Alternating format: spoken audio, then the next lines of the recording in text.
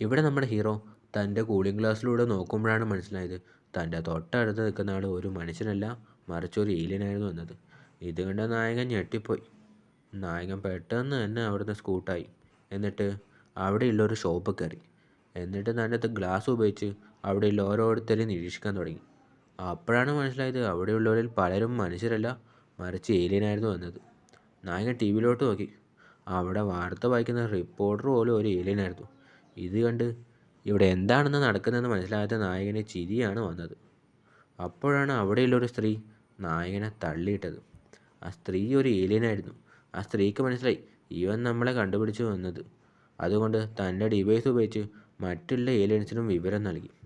ഇത് കണ്ട് പേടിച്ച നായകൻ പുറത്തോട്ടോടി. പക്ഷെ വന്നു എത്തിയതോ 2 പോലീസുകാരുടെ മുന്നിലും. അതിലൊരാൾ ഒരു ഏലിയനുമായിരുന്നു. അവർ പറഞ്ഞു, മര്യാദയ്ക്ക് കീഴടങ്ങുന്നതാണ് നിനക്ക് നല്ലത്, അല്ലെങ്കിൽ നിൻ്റെ കഥ കഴിയും.